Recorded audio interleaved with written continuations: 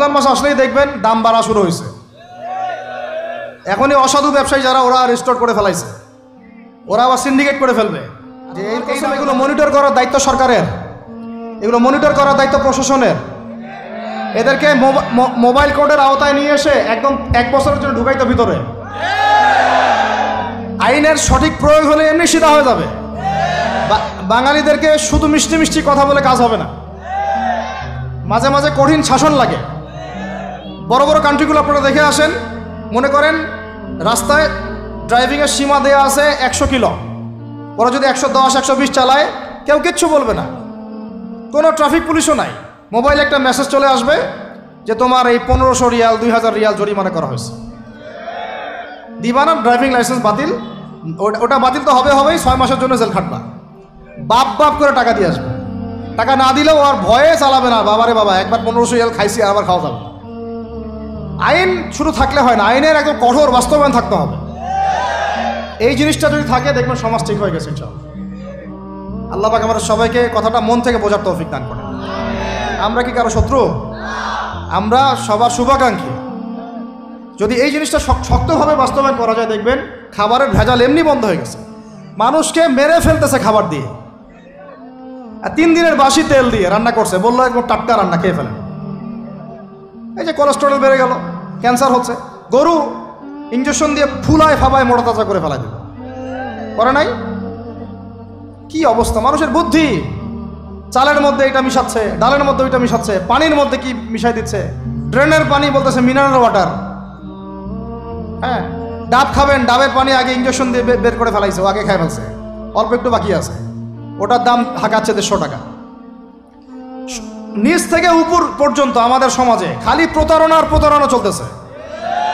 এই কারণে আমাদের উপর থেকে আল্লাহর রহমত দিন দিন উঠে যাচ্ছে। আমাদেরকে সতর্ক হওয়া উচিত, আমাদেরকে সৎ হওয়া উচিত। সৎ হইতে পয়সা লাগে না, সৎ হইতে পয়সা লাগে। সবাই যার যার জায়গা থেকে ভালো হয়ে যায়, কিচ্ছু করা লাগবে না ইনশাআল্লাহ। আপনি মাদক খায়েন না, কেউ জোর করে মাদক খাওয়াবে? আপনি নিজে সুদ খায়েন না, কেউ জোর করে সুদ খাওয়াবে? এখানে কেউ মাদকের দোকান দিল, আমরা খাই না, ও দোকান নিয়ে চলতে পারবে না? টামটোপলা বাঁধে চলে যাবে, কি করবে? চাইতে বাধ্য সে। আমরা খাইলে সে ব্যবসা করবে। আল্লাহর ওয়াস্তে আমরা কোনো রকম প্রতারণার কাছেও যাব না, হারামের কাছেও যাব না, এবং অন্যকে আমরা প্রতারিত করবো না ইনশাআল্লাহ। বাজার মার্কেটে একটা অনেক জটিল বিষয়। রমজান মাস আসলেই দেখবেন দাম বাড়া শুরু হয়েছে। এখনই অসাধু ব্যবসায়ী যারা ওরা রেস্টোর করে ফেলাইছে, ওরা আবার সিন্ডিকেট করে ফেলবে যে এই দামের বাইরে যাবে না। তখন আবার দেখবেন যে সরকার বিপাকে পড়ে গেছে, দাম আর কন্ট্রোল করতে পারতেছে না, তখন ভর্তুকি দেওয়া লাগতেছে, আবার ওদেরকে আইনে আনা লাগতেছে। মানে আমরা নিজেরাই ঠিক নাই। কারা ঠিক নাই? আমরা নিজেরাই ঠিক নাই। এই কারণেই তো আমরা আমাদের সমাজের উপর থেকে আল্লাহ পাকের রহমত বরকতটা উঠে যাচ্ছে দিন দিন। আপনি দেখে নিয়েন, যে পণ্যের দাম এখন 200 টাকা, রমজান মাস আসলে দেখবেন 250 টাকা 300 টাকা বাড়াই দিচ্ছে। এটা ব্যবসায়ীরা করবে, অনেক অসাধু ব্যবসায়ী করবে, এটা অনেকেই করবে, এখনো চলতেছে। আমাদের বাংলাদেশে এমন কিছু নাই যেটা উৎপন্ন হয় না। আমরা যদি আমাদের এখানে সঠিক জাকাত ভিত্তিক অর্থনীতি থাকতো এবং সততা থাকতো, ইনসাফ থাকতো, আমানত থাকতো, আমাদের জিনিস আমরা খেয়ে শেষ করতে পারতাম না, এরপর বাকিটা রপ্তানি করতে পারতাম। অনেক কথা ভাই, এগুলো অর্থনীতির বিষয়, আরেকদিন কথা হবে ইনশাআল্লাহ। রমজানে আসছি যেহেতু এতটুকু নসিহত করি। 3 নাম্বার, যে ভাই আমরা এমনভাবে খাবো না যে খাওয়ার মনে হয় জানোয়ারের খাওয়া। ঠিক আছে ভাই, পুষ্টিকর খাবার খাবো, কিন্তু পরিমাণে কম। কম বলতে কি একবারে কম না, আপনার প্রয়োজন অনুযায়ী 3 ভাগ করে, 1 ভাগ খাবার, 1 ভাগ পানি, 1 ভাগ ফাঁকা, সুন্নাহ অনুযায়ী। আল্লাহ পাক তৌফিক দান করেন, আমিন। 4 নাম্বার হচ্ছে রমাদান মাস মানেই কোরআন। রমাদান মাস মানে কি? এই রমজানে আমরা সবাই বেশি থেকে বেশি কোরআন তেলাওয়াত করবো ইনশাআল্লাহ। কারা কারা পারি হাত তুলি? আলহামদুলিল্লাহ, হাত নামান। সবাই পারেন কোরআন তেলাওয়াত? মাশাআল্লাহ মাশাআল্লাহ। এইটাই তো চাই, বাংলাদেশের ঘরে ঘরে প্রত্যেক ব্যক্তি যেন কোরআন তেলাওয়াত করা জানে, এটাই তো আমরা চাই। এমন যদি হয় যে 100% মানুষ কোরআন তেলাওয়াত করতে পারে, 16 কোটি মুসলিম, দিন কায়েম হয়ে যাবে ইনশাআল্লাহ। ইনশাআল্লাহ ইনশাআল্লাহ। ভিতরে কাজগুলো করেন, আল্লাহ পাক তৌফিক দান করেন। তো ভাই কোরআন আমরা রমজানে বেশি থেকে বেশি পড়বো ইনশাআল্লাহ ভাই, ঠিক আছে? যারা পারি না একটা লিমিট ফিক্স করি, কমপক্ষে দিনে 1 পারা, দিনে কমপক্ষে 1 পারা, তাহলে 30 দিনে 1 খতম হবে। ওকে। আরও বেশি পারি 2 পারা, তাহলে 2 খতম হবে, আরও বেশি পারি 3 পারা। এমন আমাদের ইমামদের যুগে, আমাদের 4 ইমামদের যুগে, সলফে সালেহিনদের যুগে প্রতিদিনই একটা করে খতম দিতেন তারা। সুবহানাল্লাহ।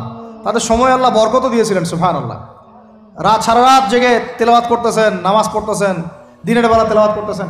রমজান মাস হচ্ছে কোরআন নাজিলের মাস। এই মাসে যে হতভাগা কোরআন পড়তে পারলো না, তার জন্য আফসোস করা ছাড়া কিছু করার নাই।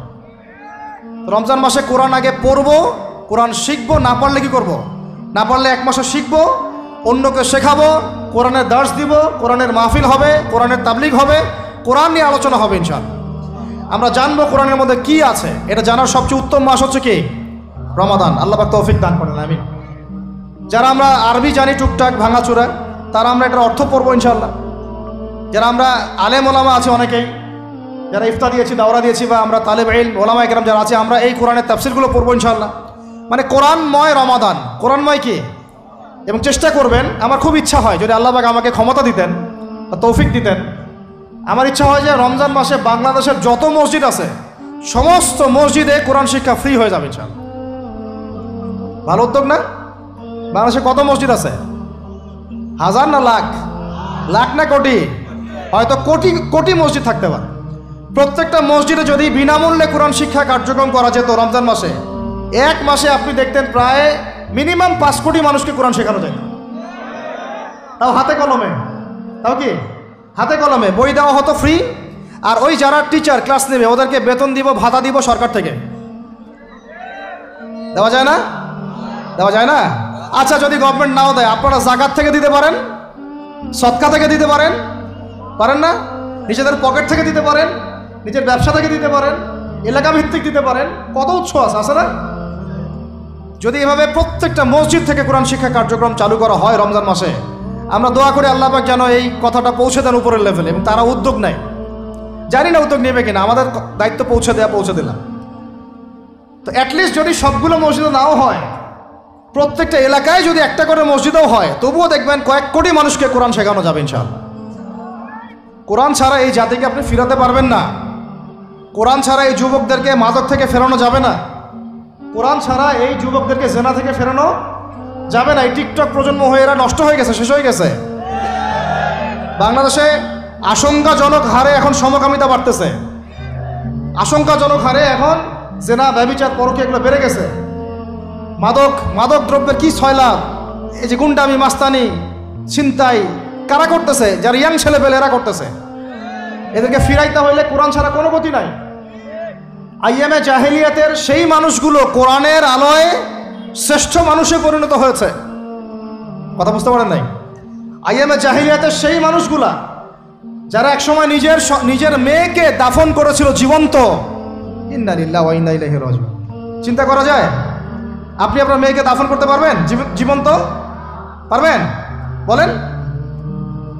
এরকম মানুষ যারা এই কাজ করেছিল, তারা কোরআনের সংস্পর্শে এসে সোনার মানুষে পরিণত হয়েছে। এই কিতাব আল্লাহ পাক নাজিল করেছেন ওই ঘরের উপরে উঠিয়ে রাখার জন্য না, মাঝে মাঝে বের করব, ধুলা মুছবো, চুমু খাবো, রেখে দিব, এই জন্য না। বাবা মারা গেছে, খুললাম, পড়লাম, সব বক্সায় দিলাম, এই জন্যে না। শুধু এই কিতাব আল্লাহ পাক নাজিল করেছেন যারা আমরা হৃদয়ে ধারণ করি। কোথায় ধারণ করি? তো হৃদয়ে ধারণ করবো তো তখনই যখন আমি বেশি তেলাওয়াত করব, বেশি বেশি পড়বো, সবাইকে পড়াবো, শেখাবো। আল্লাহ পাক আমাদের সবাইকে কোরআনের বিপ্লব ঘটানোর তৌফিক দান করেন।